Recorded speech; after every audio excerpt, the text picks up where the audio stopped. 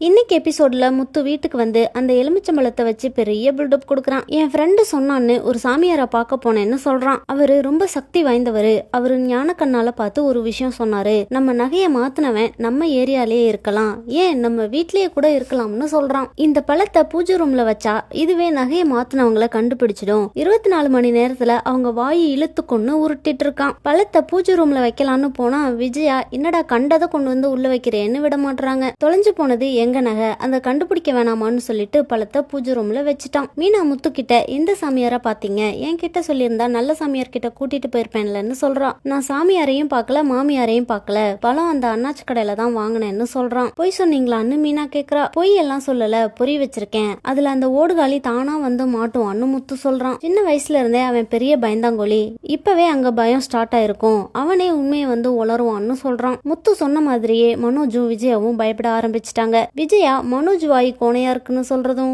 மனோஜ் விஜயா வாய் கோணையா இருக்குன்னு சொல்றதும் ஒரே கூத்தா இருந்தது. ரோஹிணி வந்து நீங்க 2 பேரும் நல்லா தான் இருக்கீங்க, ஒன்னும் ஆகல, பயப்படாதீங்கன்னு சொல்றா. ரவி ஸ்ருதியும் கூட அந்த பழத்தை பத்தி தான் பேசிட்டு இருக்காங்க. மீனா கிட்டையும் அதை பத்தி கேக்குறாங்க. மீனாவும் முத்துவோட பிளான அவங்க கிட்ட சொல்றா. மனோஜ் நைட் எல்லாம் தூங்காம வாய் கோணை ஆயிட்டா என்ன பண்றதுன்னு யோசிச்சுட்டே அலைஞ்சிட்டு இருக்கான். உட்கார்ந்து தூங்கினாலும் கனவுல கூட அந்த பழம் ஞாபகம் தான் வருது. என்ன நடக்க போகுதுன்னு நாளைக்கு எபிசோட்ல பார்க்கலாம்.